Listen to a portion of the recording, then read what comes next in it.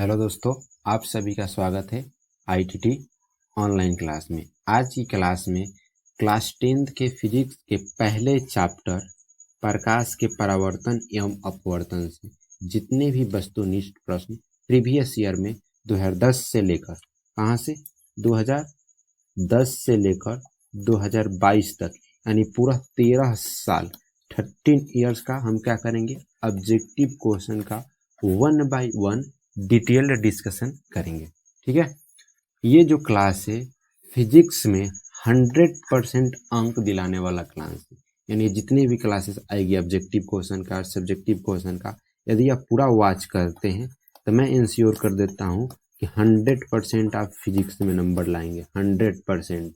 पहले objective question का series चलेगा, उसके बाद सब्जेक्टिव क्वेश्चन का। ठीक है, वन बाई चैप्टर वाइज, पहले chapter, second chapter, third chapter, इस प्रकार चैप्टर वाइज 1 बाई 1 करके आएंगे। ठीक है, यदि आप मेरे चैनल पर नए हैं तो चैनल को सब्सक्राइब करके बेल आइकन को प्रेस करके ऑल पे क्लिक कर दें। और साथ ही साथ ये वीडियो आपको लिए हेल्पफुल है और अच्छा लग रहा है तो लाइक करना ना भूलें। ठीक है, और साथ ही साथ अपने दोस्तों को शेयर करना वीडियो को ना भूलें। चलिए तब तक मैं आगे क्वेश्चन की ओर बढ़ता हूँ और देखता हूँ कि 1 नंबर क्वेश्चन कौन सा है। यहाँ पे पहले नंबर क्वेश्चन कह रहा है कि अवतल लेंस का आवर्धन बराबर होता है। यानी अवतल लेंस में जो आवर्धन हमारा एम है वो किसके बराबर होगा। हम जानते हैं कि एम बराबर क्या, माइनस भी बाई यू होता है। ठीक है, माइनस भी बाई यू होता है। और साथ ही साथ क्वेश्चन में कहा है अवतल लेंस का, तो हम अवतल लेंस में भी जानते हैं, अवतल लेंस की बात करें तो जो हमारा प्रतिबिंब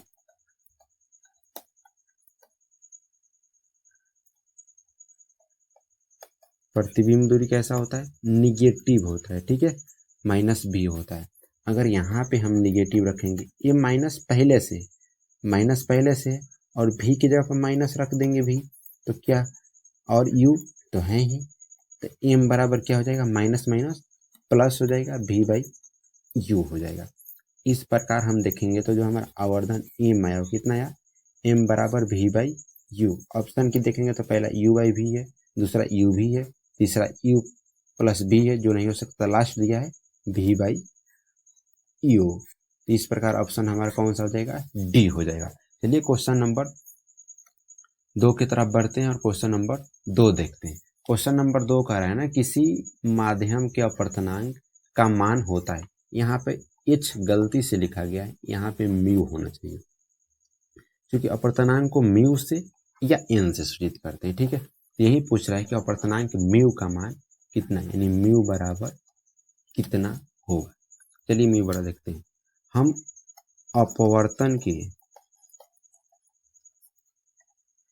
दूसरे नियम से बात करें, अपवर्तन के दूसरे नियम की अगर बात करेंगे तो दूसरा नियम क्या कहता है, आपतन कोण की जया यानी साइन आई और अपवर्तन कोण की जया साइन आर का अनुपात एक नियतांक के बराबर होता है। ये जो हमारा नियतांक दिया है, ये वाला, ये जो नियतांक है, नियतांक नहीं बल्कि ये नियतांक माध्यम का अपवर्तनांक ही होता है। माध्यम का क्या होता है,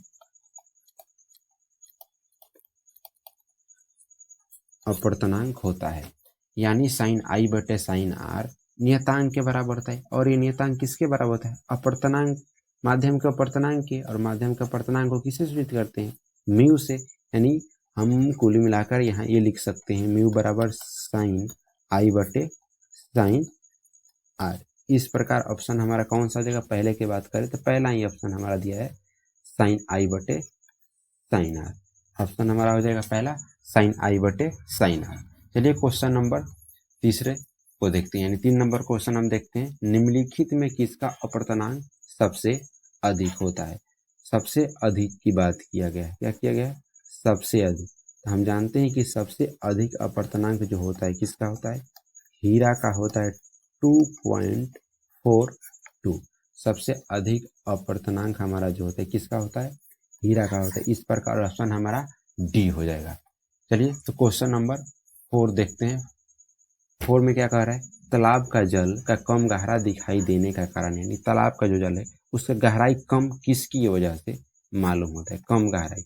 ऑप्शन की पहला दिया है प्रकाश के परावर्तन, दूसरा दिया है विवर्तन, तीसरा दिया है अपवर्तन, चौथा दिया है ध्रुवण। कम गहराई की बात की जाए तो जो कम गहराई होता है प्रकाश के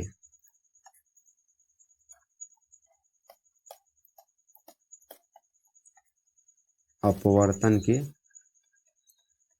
कारण होता है, यानी तालाब का जो गहराई हमें कम मालूम चलता है वो किसकी वजह से होता है, प्रकाश के अपवर्तन की वजह से होता है। तो इस प्रकार ऑप्शन हमारा कौन सा हो जाएगा, ऑप्शन हमारा डी हो जाएगा।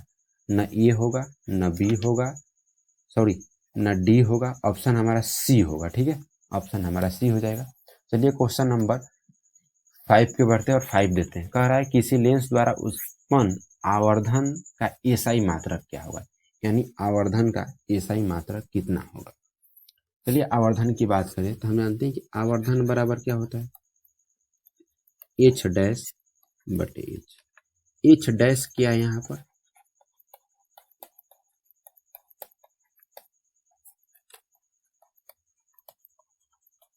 एच डैश प्रतिबिंब ऊंचाई और एच क्या है, वस्तु ऊंचाई। अगर ध्यान से दोनों को देखा जाए, दोनों एक प्रकार का ऊंचाई ही है। अब प्रतिबिंब की ऊंचाई हो चाहे वस्तु का ऊंचाई हो, दोनों तो ऊंचाई ही है, यानी दोनों के दोनों कैसा राशि है, सेम राशि है। दोनों के दोनों कैसा राशि है, सेम राशि है। इसकी अगर मेजरमेंट करने जाए तो मीटर में हो सकता है, चाहे सेंटीमीटर में। नीचे वाले को मेजरमेंट करेंगे तो मीटर में हो सकता है, चाहे सेंटीमीटर में हो सकता है, चाहे अन्य में भी हो सकता है। दोनों हमारा कट के क्या मिलेगा, यहाँ से दोनों कट जाएगा तो कुछ नहीं, हमें क्या मिलेगा, मात्रक हीन मिलेगा। कोई मात्रक होगा ही नहीं, मात्रक हीन होगा। यानी जो हमारा आवर्धन है वो कैसा होगा, मात्रक हीन। तो इस प्रकार ऑप्शन देखने जाएंगे तो मीटर नहीं हो सकता है, सेमी नहीं हो सकता है, मिलीमीटर नहीं हो सकता है। ऑप्शन डी दिया है कौन सा, मात्रक हीन। यानी जो हमारा लेंस का आवर्धन होता है वो कैसा होता है, मात्रक हीन होता है। इसका कोई मात्रक नहीं होता है। ठीक है, याद रखिएगा, इसका कोई मात्रक नहीं होता है, यूनिट लेस होता है, मात्रक हीन मात्रक विहीन। मात्रक हीन बोले चाहे मात्रक विहीन, बात एक ही है। चलिए क्वेश्चन नंबर 6 के बढ़ते हैं और क्वेश्चन नंबर 6 कहते हैं, कह रहा है लेंस के मुख्य फोकस की संख्या कितनी होती है, यानी जो हमारा लेंस होता है इसकी मुख्य फोकस की संख्या कितनी होती है। मुख्य फोकस की अगर बात की जाए तो 2 होता है। ठीक, मुख्य फोकस की बात की जाए तो 2 होता है, पहला और दूसरा। कौन कौन, पहले को बोलते हैं प्रथम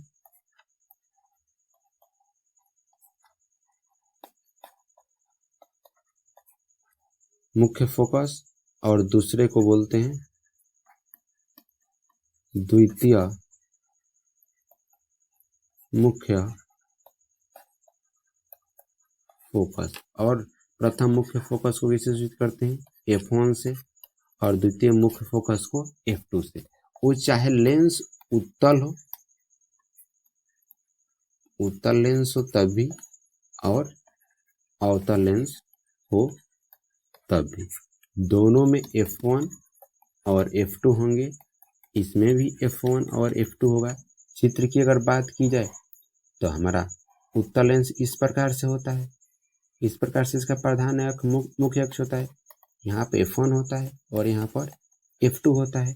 अगर अवतल लेंस की बात की जाए तो अवतल लेंस हमारा इस प्रकार से होता है, इस प्रकार से। यह मुख्य अक्ष होती है इस प्रकार से। यहाँ F1 होता है और यहाँ पर F2 होता है। यानी लेंस की मुख्य फोकस की संख्या कितनी होती है, कितनी होती है, 2 होती है। पहले फोकस को क्या बोलते हैं, प्रथम मुख्य फोकस, और दूसरे को द्वितीय मुख्य फोकस। प्रथम मुख्य फोकस को किससे सूचित करेंगे, F1 से, और द्वितीय मुख्य फोकस को F2 से सूचित करेंगे। चलिए ऑप्शन को देखते हैं, इसका आंसर कौन सा होता है। पहले ही ऑप्शन दिया है 2, तो 6 नंबर का ऑप्शन कौन सा हो गया, ऑप्शन ए। किसी भी लेंस के मुख्य फोकस की संख्या कितनी होती है, 2 होती है। चलिए क्वेश्चन नंबर 7 की ओर बढ़ते हैं और 7 नंबर देखने का क्या कह रहा है किस दर्पण से हमेशा वस्तु से छोटा प्रतिबिंब प्राप्त होता है। यानी कौन सी वो दर्पण है जिससे हमेशा वस्तु से छोटा ही प्रतिबिंब प्राप्त होता है। चलिए हमारे पास दर्पण कितना है, सबको दर्पण को लिख लेते हैं। पहला एक है समतल, ठीक, दूसरा है अवतल, तीसरा है उत्तल। समतल की बात करें तो इसमें जो प्रतिबिंब बनता है कैसा बनता है, बराबर बनता है हमेशा, यानी हमेशा यह बराबर साइज का बनाएगा समतल दर्पण, ठीक है।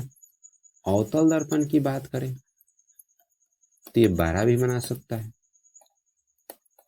छोटा भी बना सकता है और बराबर भी बना सकता है। यानी अवतल दर्पण तीनों प्रकार के प्रतिबिंब बनाता है, बड़ा, छोटा, बराबर। अवतल दर्पण की बात की जाए तो कैसा प्रतिबिंब बनाता है, छोटा बनाता है हमेशा, ठीक है। यानी अवतल दर्पण जो हमारा है हमेशा छोटा प्रतिबिंब बनाएगा, ठीक है।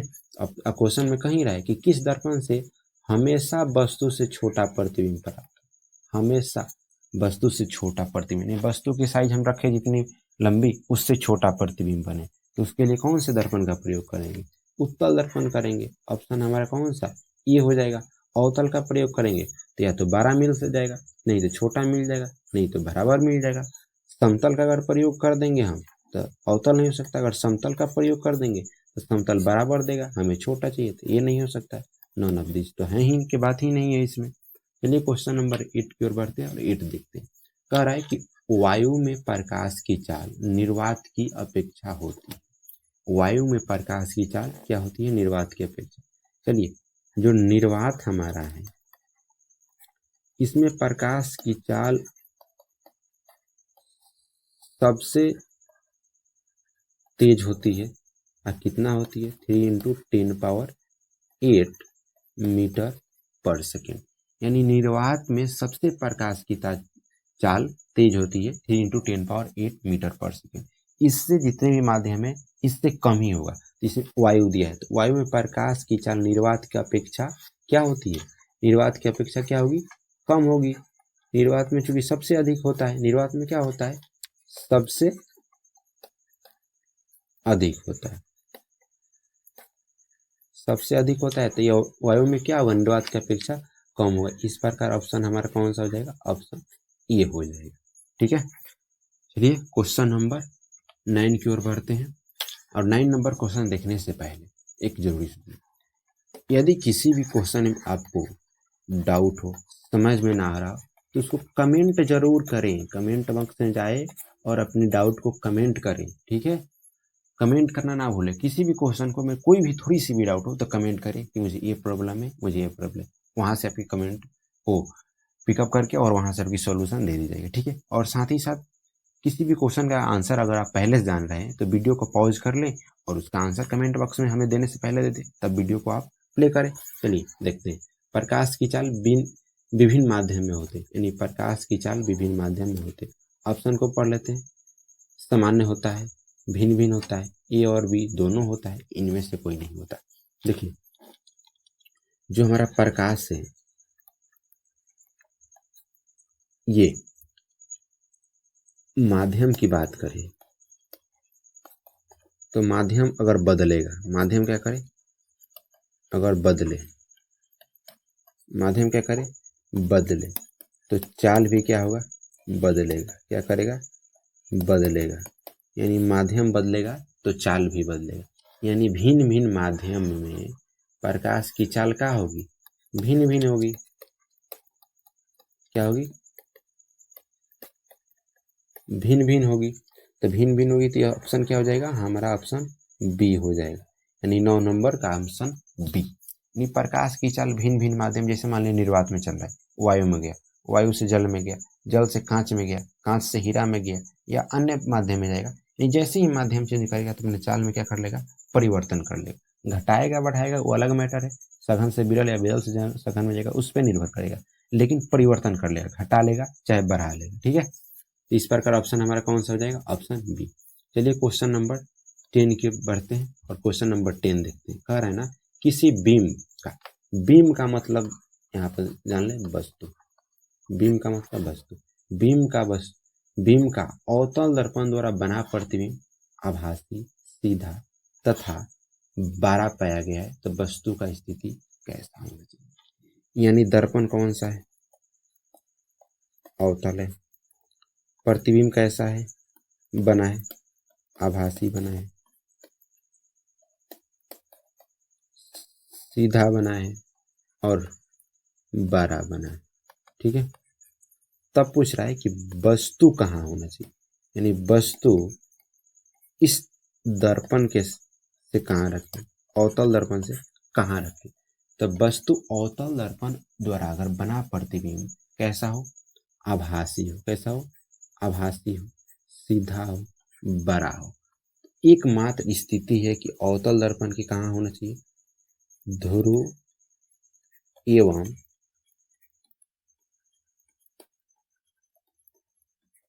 फोकस के बीच।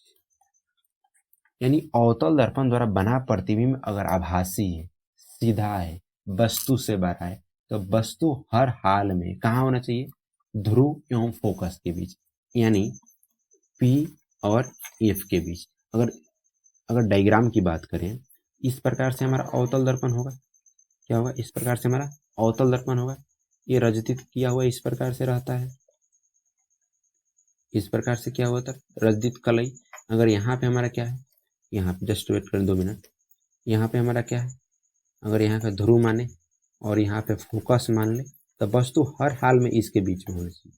इसके बीच में कहने का मतलब मध्य बिंदु नहीं, मतलब यहाँ से लेकर यहाँ तक के कहीं बीच में होना चाहिए। ठीक है, अगर इसके बीच में है तो वस्तु का प्रतिबिंब आभासी होगा, सीधा होगा तथा बड़ा है।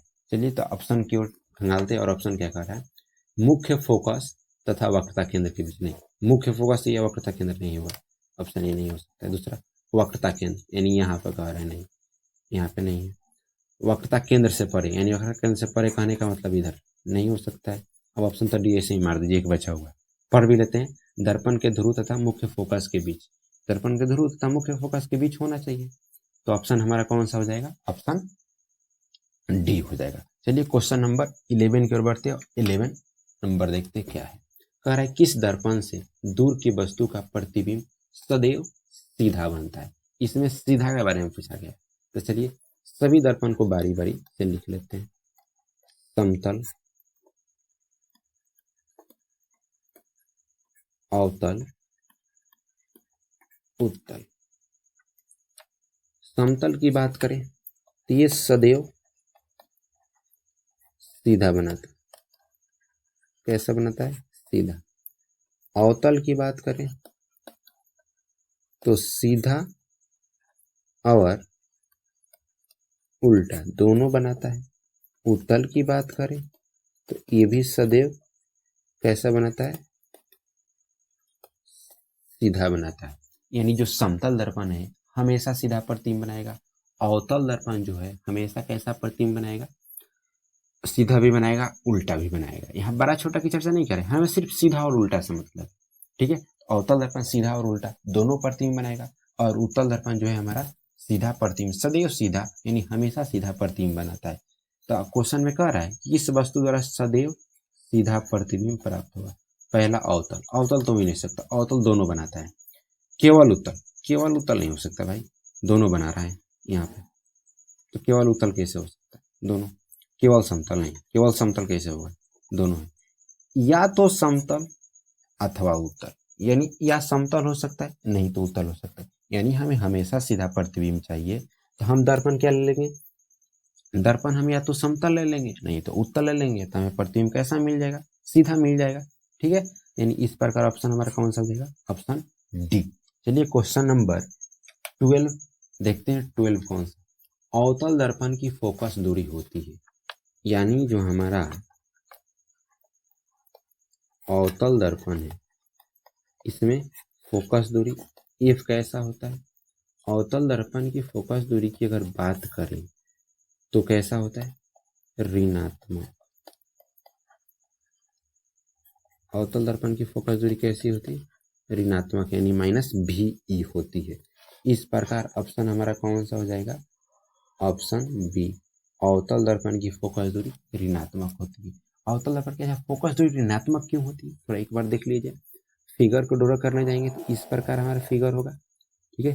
यहाँ से एक सीधी लाइन होगी, ये यहाँ पे इसको क्या इस प्रकार से हमें क्या मिलेगा, कलई किया हुआ मिलता है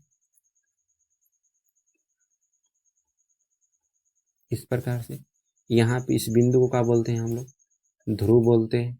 और यहाँ पे क्या ये फोकस है और यहाँ पे वक्रता केंद्र है। अच्छा, ध्रुव और फोकस के बीच की दूरी ही फोकस दूरी कहलाता है, यानी एफ यही होगा। अच्छा, ध्रुव से किधर है, लेफ्ट साइड है, और लेफ्ट साइड की दूरी मापी हुई दूरी कैसा होता है, निगेटिव होता है। कैसा होता है, निगेटिव, यानी चिन्ह परिपाटी के अनुसार मूल बिंदु से लेफ्ट साइड की जो दूरी होती है वो निगेटिव होती है, और ये दूरी मूल बिंदु से क्या है, लेफ्ट साइड है, इसलिए वैल्यू निगेटिव है। यही कारण है कि जो हमारा अवतल दर्पण है इसका फोकस दूरी कैसा होता है, निगेटिव होता है, ठीक है। चलिए एक हम फॉर्मूला और जानते हैं, एफ बराबर कितना होता है, r/2 होता है। तो यहाँ से r बराबर कितना लिख सकते हैं, 2 है। एक बात और बताइए, 2 अगर माइनस फोकस दूरी ऋणात्मक होता है, यानी 2 में यानी एक संख्या 2 है और ऋणात्मक संख्या से गुना कर दे तो बनाए ये संख्या में ऋणात्मक ही मिलेगा, क्या मिलेगा, ऋणात्मक मिलेगा। यानी हम यहाँ से कह सकते हैं ना कि ये जो r है, r वो r भी कैसा होता है, ऋणात्मक होता है, यानी वक्रता त्रिज्या भी कैसी होती है, ऋणात्मक होती है। यह याद रखिएगा, अवतल दर्पण की फोकस दूरी वक्रता त्रिज्या दोनों के दोनों कैसी होती है, ऋणात्मक होती है। और साथ ही साथ एक बात इसको भी याद करें, हम जानते हैं कि क्षमता P बराबर कितना होता है, 1/f होता है। कितना होता है, 1/f। P 1 तो एक पॉजिटिव नंबर है, 1 रहेगा।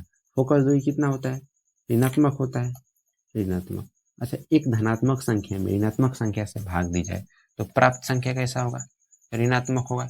अच्छा, तो यहाँ से हम ये भी कह सकते हैं कि जो हमारा क्षमता होता है वो भी कैसा होता है, ऋणात्मक होता है। यानी अवतल दर्पण में क्षमता भी कैसा होता है, ऋणात्मक होता है, ठीक है। इस बात को याद रखिएगा, नोटिस करिएगा इसको, बहुत ही इंपॉर्टेंट क्वेश्चन है।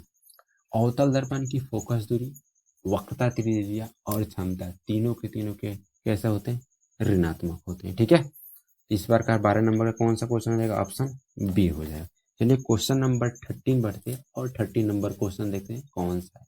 पहला है, हजामत के लिए किस दर्पण का प्रयोग करेंगे, यानी हजामत के लिए, हजामती दर्पण के लिए किस दर्पण का प्रयोग करेंगे। चलिए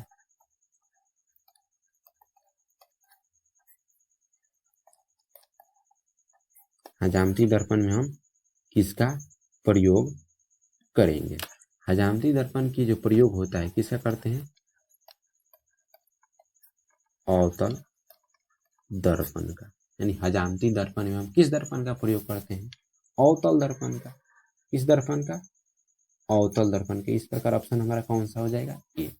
चलिए इसमें और थोड़ा डिटेल डिस्कशन करते हैं और देखते हैं कि अवतल दर्पण का और क्या क्या उपयोग है, यानी अवतल दर्पण का और क्या क्या उपयोग हो सकता है।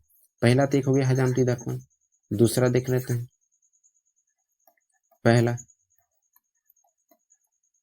सोलर प्लेट में, सोलर प्लेट के जो ऊपर लगता है अवतल दर्पण ही होता है। तीसरा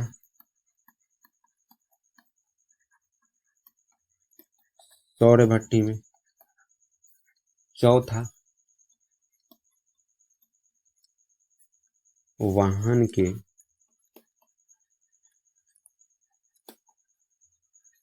हेडलाइट में, यानी वाहन के जो हेडलाइट अग्रदीप आगे की बत्ती होता है उसमें लगा रहता है। पांचवा की बात करें तो कहाँ, रोगियों के कान, नाक, आंख एवं दांत को चेक करने के लिए डॉक्टर द्वारा चेक किया जाता है। तो यानी यहाँ से क्या, अवतल दर्पण के कितने उपयोग है, 4-5 उपयोग है। पहला हजामती दर्पण के रूप में, दूसरा सौर भट्टी सोलर के ऊपर जो लगा होता है उसके ऊपर, तीसरा वाहन के हेडलाइट में, चौथा रोगियों के द्वारा कान, नाक, आंख, दांत को चेक करने में, ठीक है। और यहाँ पे एक है कौन सा, उत्तल दर्पण। उत्तल दर्पण का उपयोग है वाहन के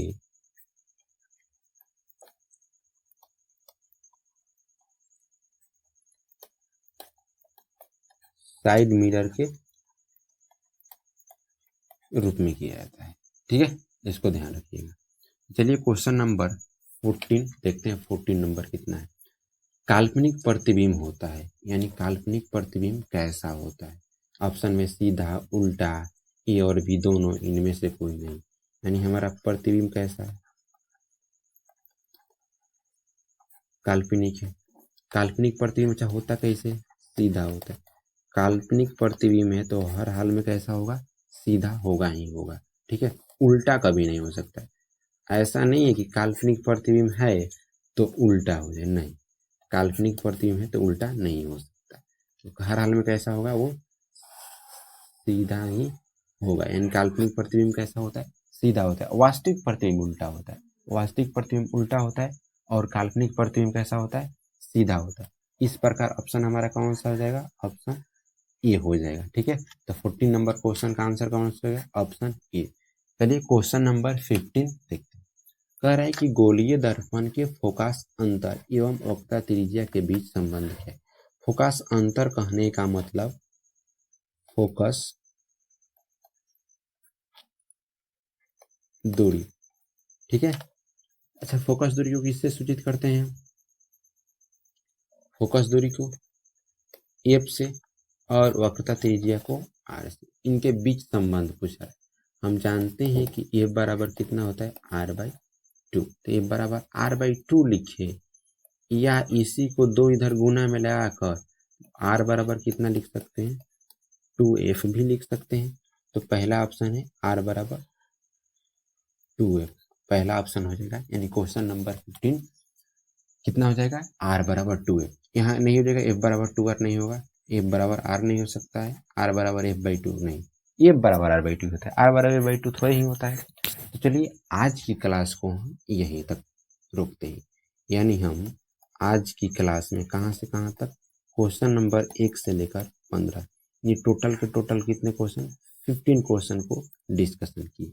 अगर इन क्वेश्चन में किसी भी प्रकार का डाउट तो आप कमेंट में जाए, अपना डाउट लिखें। क्या करें, डाउट लिखें, वहाँ पे आपको रिप्लाई कर दी जाती है। अगर वहाँ पर भी आप अगर नहीं समझते हैं तो वो क्वेश्चन उठाकर अगली वीडियो में लेकर हम समझा देंगे। ठीक है, और साथ ही साथ एक कमेंट करके जरूर बताएं ये आपको वीडियो कैसा लगा, ये क्वेश्चन जो सीरीज मैंने चालू की है ये आपको क्वेश्चन कैसे लगे। क्या ये क्वेश्चन जो हमने सीरीज चालू की है क्या आपके एग्जाम के लिए हेल्पफुल है। अगर हेल्पफुल है तो इस वीडियो को लाइक करें, अपने दोस्तों के साथ अधिक से अधिक शेयर करें, और साथ ही साथ अगर मेरे चैनल को आप अभी तक सब्सक्राइब नहीं किए तो सब्सक्राइब करके बेल आइकन को प्रेस करके ऑल पे क्लिक कर दें, ताकि जब कभी भी मैं वीडियो डालूं सबसे पहले आपके पास नोटिफिकेशन पहुंचे और सबसे पहले आप वॉच। ठीक है, अगर और इसके बाद इसमें ऐसा नहीं कि 15 ही क्वेश्चन ऑब्जेक्टिव है, पहले चैप्टर से बहुत सारा क्वेश्चन है। तो बचा हुआ क्वेश्चन जो 15 के आगे है हम अगले वीडियो यानी नेक्स्ट वीडियो में हम लेकर आएंगे। ठीक है, तब तक आप इस वीडियो को वॉच करिए, पूरी तरह अच्छी तरह से रिवीजन करिए, नोट्स बनाइए। ठीक है, किसी भी क्वेश्चन में डाउट हो तो आप निसंकोच आप कमेंट करिए। ठीक है, तो आज की क्लास को यहीं पर रुकते हैं। ठीक है, मिलेंगे हम आपसे अगली क्लास में। तब तक आप क्वेश्चन को बनाते रहिए और शेयर